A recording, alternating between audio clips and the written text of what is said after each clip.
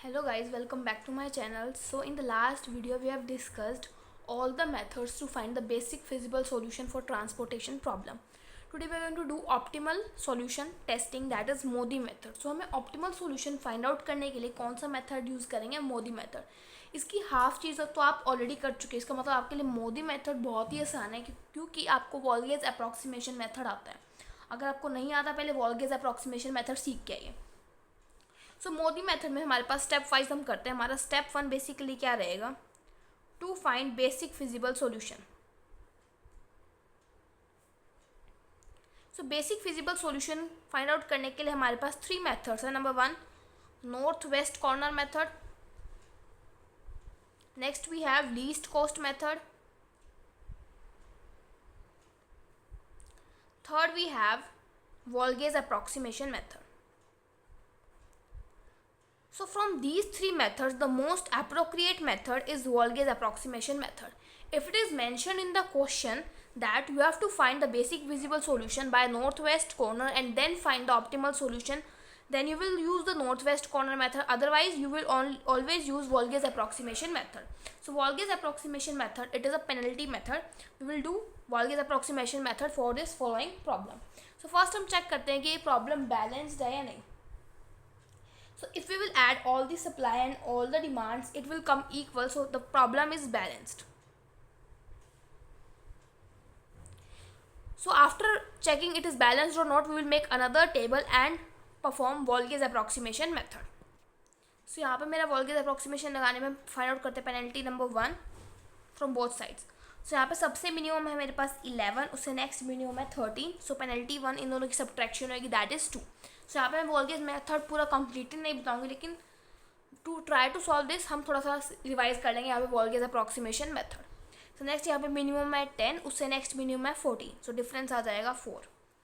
Hair we have minimum 10, next minimum is 13, so difference आ जाएगा 3. Similarly we will check in column.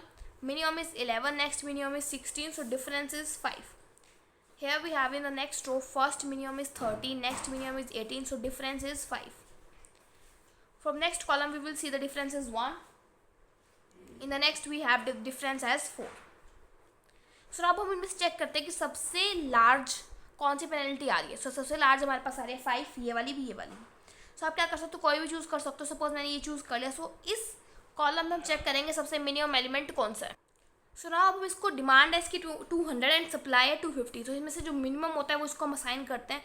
सो मैंने इसको sign कर दिया 200 और यहाँ से 200 जा चुका है, तो यहाँ पे बच जाएगा मेरे पास 50 और ये वाला कॉलम कट हो जाएगा. नेक्स्ट देखिए, now will find out penalty number 2. यहाँ से मिनिमम है 13, उससे नेक्स्ट मिनिमम है 14, दोनों का डिफरेंस 1.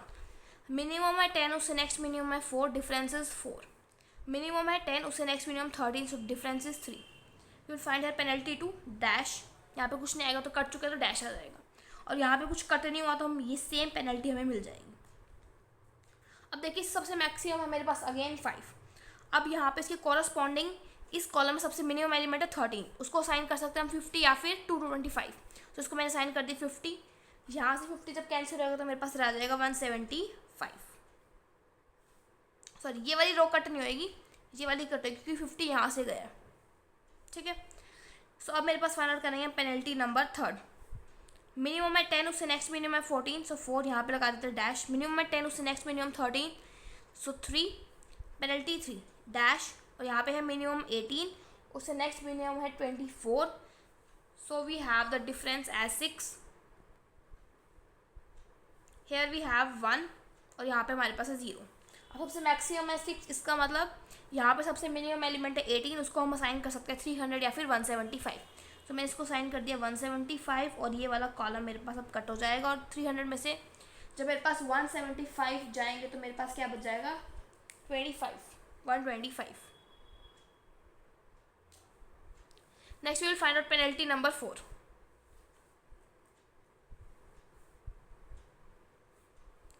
सो यहाँ पे एलिमेंट नहीं है डैश, 2 ही एलिमेंट्स, दोनों की सब्ट्रैक्शन लेते हैं, आ जाएगा 4, यहाँ पे आ जाएगा 3.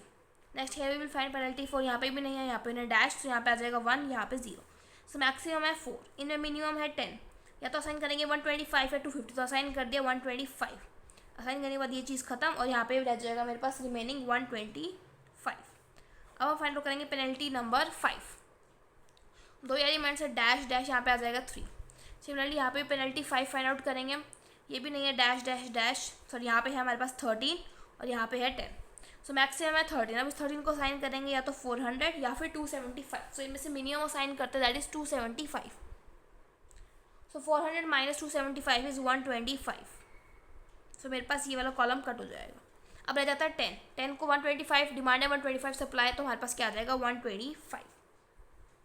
उसके बाद आपको क्या करना है, सेम टेबल फॉर्म करनी है, S1 S2 S3 D1 D2 D3 D4।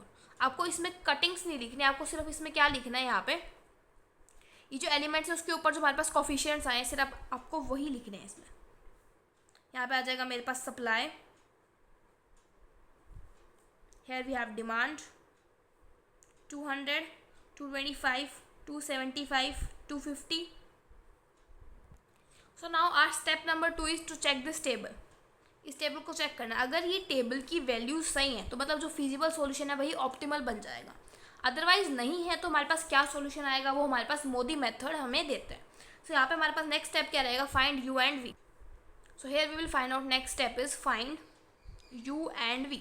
सो u और v फाइंड आउट करने के लिए हमारे पास फॉर्मूला है Cij is equal to ui plus vj। ठीक है, अब इस फॉर्मूले को कैसे यूज़ करते हैं वो देखिए। सो हम यहाँ पे हम फाइंड आउट करेंगे u1 u2 u3। Here we will find out v1 v2 v3 v4। So first हमें फाइंड आउट करना है यहाँ पे u1 u2 u3 and v1 v2 v3 v4। सो उसके लिए सपोज मुझे फाइंड आउट करना है u1, तो मैं फाइंड आउट करूँगी C11 which is u1 plus v1। ठीक है, अब हम यहाँ पे C11 उन्हीं की लिखेंगे जिनके ऊपर हमारे पास 200 या फिर 50 ऐसी ऊपर चीज़ें इसके ऊपर आ रखी हो, मतलब हमने उस एलिमेंट को कुछ वैल्यू असाइन कर रखी है। सो मैं यहाँ पे लूँगी C11 जो है मेरे पास 11 और u1 प्लस v1। अब देखिए हम क्या करते हैं, जिसमें ज़्यादा एलोकेशंस हैं, जिस रो या जिस कॉलम में ज़्यादा एलोकेशंस है उसको हम असाइन कर देते हैं 0। सो यहाँ पे देखिए इसमें 2 एलोकेशंस है, इसमें भी 2 है, इसमें भी 2 है। कॉलम वाइज चेक करते हो, इसमें 1, इसमें 2, इसमें 1 और इसमें 2। सो आप सब में मैक्सिमम तो 2 है। 2 आप किसी को भी साइन कर सकते हो, जैसे इन 2 वालों को भी आप यहाँ पे 0 साइन कर सकते हो या फिर इन 2 वालों को भी आप यहाँ पे 0 साइन कर सकते हो, इट इज़ योर चॉइस। सो मैंने सपोज इसको साइन कर दिया 0। आफ्टर साइनिंग हमारे पास फॉर्मूला क्या है, 11 is equal to u1 plus v1।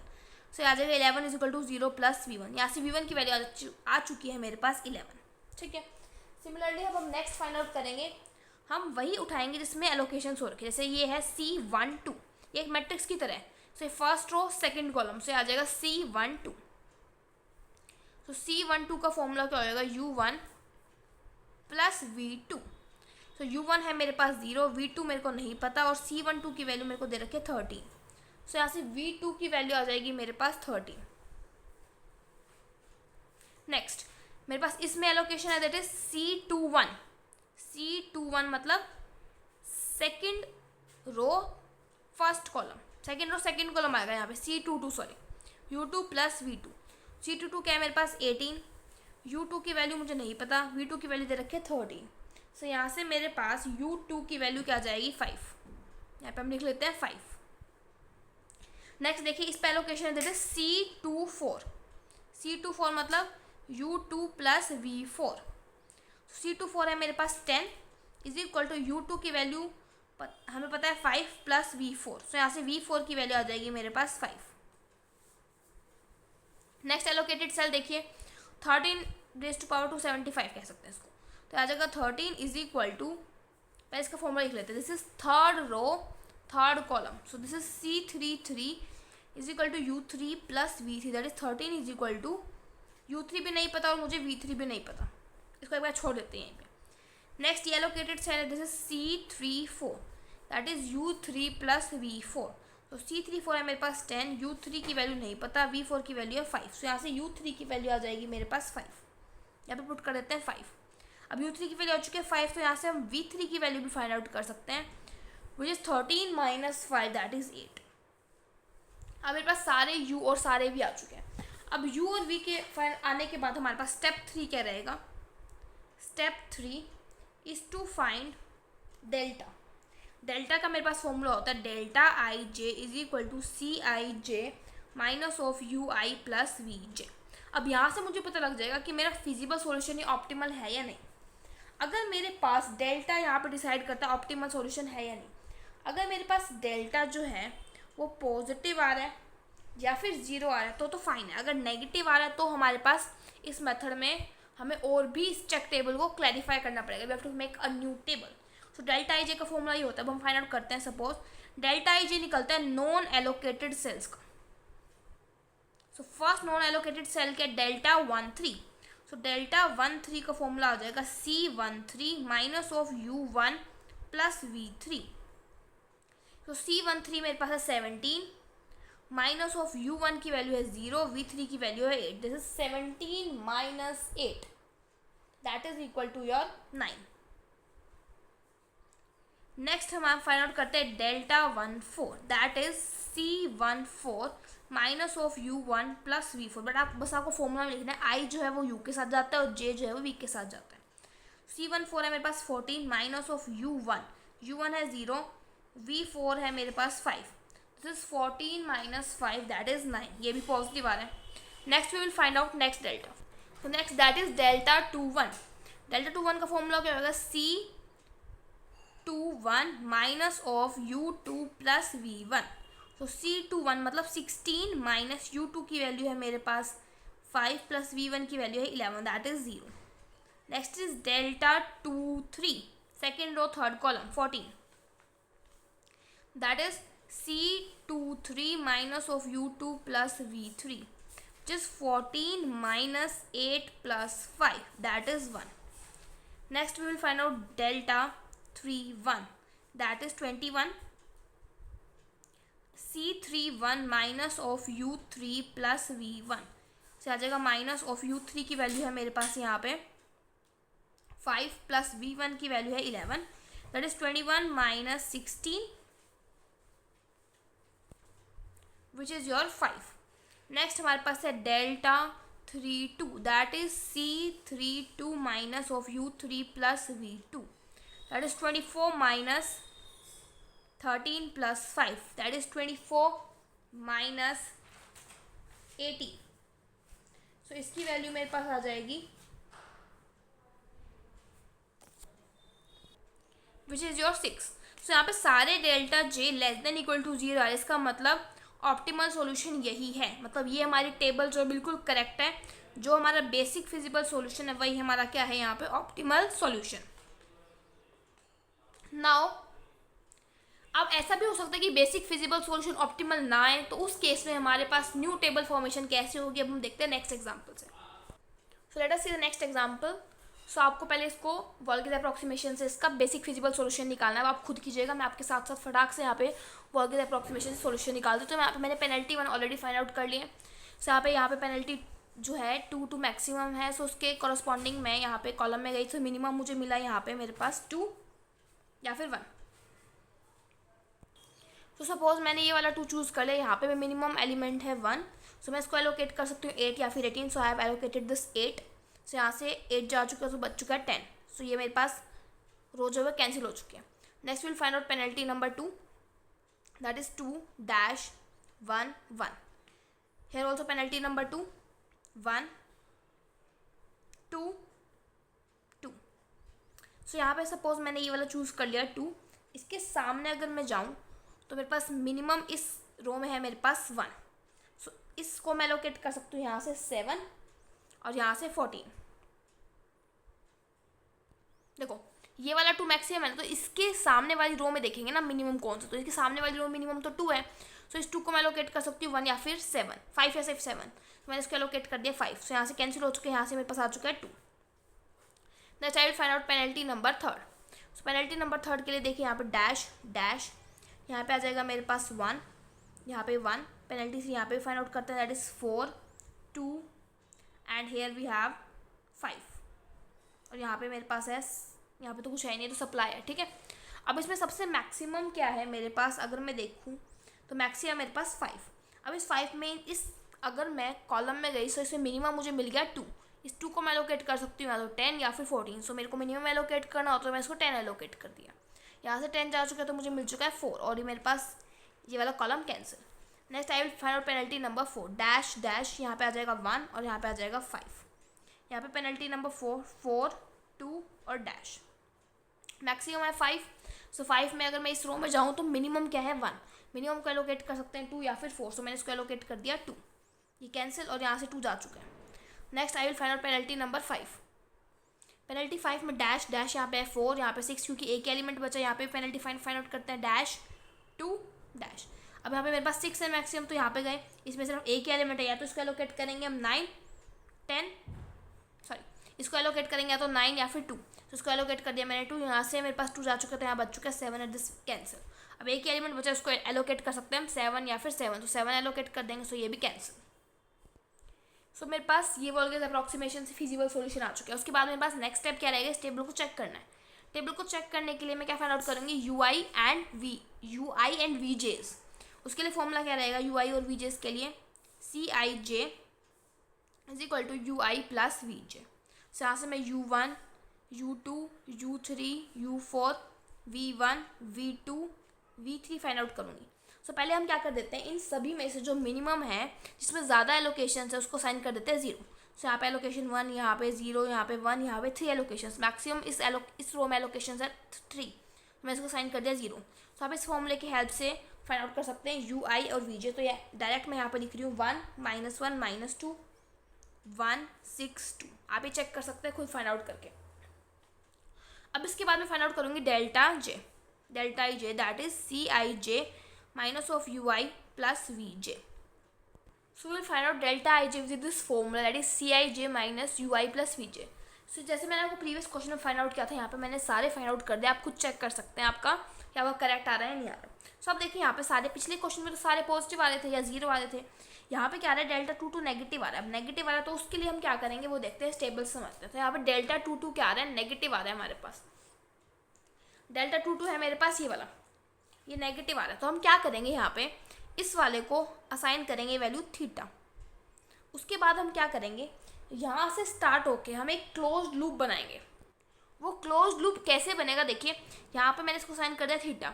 वो क्लोज्ड लूप ऐसे बनना चाहिए कि मेरे पास स्टॉपेज जो है ना वो आने चाहिए जिसपे मैंने एलोकेशंस का रखा है। सपोज मैंने ऐसे क्लोज्ड लूप बनाया एक, ये जो स्टॉपेज है सिर्फ ये वही हो सकता है जो एलोकेटेड सेल्स हैं, उनके अलावा मैं किसी भी जगह पे स्टॉप नहीं कर सकती। सो मैंने सपोज यहाँ से लूप बनाना शुरू किया, मैं यहाँ पे स्टॉप होगी क्योंकि एलोकेटेड सेल है। उसके बाद में यहाँ पे नॉन एलोकेटेड सेल है, सो मैं यहाँ पे एलोकेटेड पे चले गई, फिर यहाँ पे एक एलोकेटेड मिल गया, फिर यहाँ पे ऐसे मुझे क्लोज लूप बनाना है। सपोज मैंने यहाँ से शुरू किया, ये एलोकेटेड है, ऊपर जाने की कोशिश की, सो ये तो नॉन एलोकेटेड है तो यहाँ तो हम जा ही नहीं सकते। सो मैंने इस टाइप से लूप बना दिया। अब मैंने इसको साइन किया थीटा, इसके पावर में था 8, तो मैं यहाँ पे क्या साइन करूँगी माइनस थीटा, यहाँ पे करूँगी प्लस थीटा, यहाँ पे करूँगी माइनस थीटा। कैसे करें देखिए यहाँ पे ध्यान समझिए, इस टाइप से मैंने लूप बनाया है। यहाँ पे था थीटा, यहाँ पे इसकी पावर थी 8, यहाँ पे था 2 और यहाँ पे थी 10। सो ये मैंने ले लिया पॉजिटिव, ये लूँगी नेगेटिव, ये लूँगी अगेन पॉजिटिव, ये लूँगी नेगेटिव। सो यहाँ पे मैं करूँगी माइनस थीटा, यहाँ पे करना है प्लस थीटा, यहाँ पे हम करेंगे माइनस थीटा। उसके बाद मैं फाइंड आउट करूँगी minimum of 8 minus theta and 2 minus theta. In diagonal elements का मैं क्या फाइंड आउट करूँगी मिनिमम करके इन दोनों में से मिनिमम मेरे पास क्या है इज इक्वल टू 0। जो मिनिमम है उसको 0 से इक्वेट करूँगी, सो आ जाएगा 2 minus theta is equal to 0, क्योंकि मिनिमम 2 माइनस थीटा है। साथ थीटा की वैल्यू आ जाएगी 2 आने के बाद इसको मैं एलोकेट कर दूंगी 2, ये आ जाएगा 8 minus 2 that is 6, this is 2 minus 2 that is 0, this is 10 plus 2 that is 12। अब मैं टेबल बनाऊंगी जिसके ऊपर मैं ये लिखूंगी 2 6 0 12 इसी टेबल में। सो ये मेरे प्रीवियस टेबल थी, अब मैंने यहाँ पे न्यू टेबल बनाई है जिसमें मेरे पास थीटा की वैल्यू साइन करके टेबल लिखी है, और बचे हुए एलिमेंट जो एलोकेटेड सेल्स है वो तो लिखने ही लिखने हैं। अब मेरे पास क्या रहेगा, मेरे पास ये न्यू चेक टेबल आ चुके हैं। न्यू चेक टेबल आने के बाद आप दोबारा से यहाँ पे यू आई और वी आई फाइंड आउट करोगे, फिर डेल्टा जे फाइंड आउट करोगे। यहाँ पे जो डेल्टा जे मेरे पास आएगा वो ग्रेटर देन इक्वल टू 0 आएगा, इसका मतलब मेरे पास ऑप्टिमल सॉल्यूशन आ जाएगा। ऑप्टिमल सॉल्यूशन आने के बाद हमारे पास नेक्स्ट स्टेप क्या रहेगा, we have to find the minimum cost. So minimum cost मेरे पास आ जाएगी 2 × 5 plus 3 × 2 plus 1 × 6 plus 4 × 7 plus 1 × 2 plus 2 × 12। So solve करके आपके पास आंसर मिल जाएगा 76। अब देखिए जो मेरे पास टेबल आई है वो चेंज हो चुकी है, इसका मतलब वो टेबल थी फिजिबल सॉल्यूशन के लिए, आ चुके हैं ऑप्टिमल सॉल्यूशन के लिए। सो अब ऑप्टिमल सॉल्यूशन के टेबल आने के लिए मेरे को उसको दोबारा चेक करना पड़ेगा, यू आई और वी आई फाइंड आउट करके, यू आई एंड वी जे, और फिर डेल्टा आई जे भी फाइंड आउट करना है कि सारे जीरो से बड़े आ रहे हैं नहीं आ रहे। अगर दोबारा नहीं आ रहे वैसे तो आ जाएंगे, फिर हम दोबारा करेंगे परफॉर्मेंस एक्सपेरिमेंट को कि दोबारा हम क्लोज्ड पाथ बनाएंगे, लेकिन एक स्टेप के बाद आपके पास डेल्टा आई जे आ जाते हैं। सो ये मेथड रहेगा हमारे पास सॉल्व करने का। फिर हम मिनिमम कॉस्ट फाइंड आउट करेंगे क्योंकि ये मेरे पास अब न्यू टेबल आ चुकी है, इसकी हेल्प से मैं ऑप्टिमल सॉल्यूशन फाइंड आउट करूँगी। सो आई होप आपको ये मोदी मेथड क्लियर होगा। In the next lecture we will discuss degeneracy in MODI method. Till then thank you.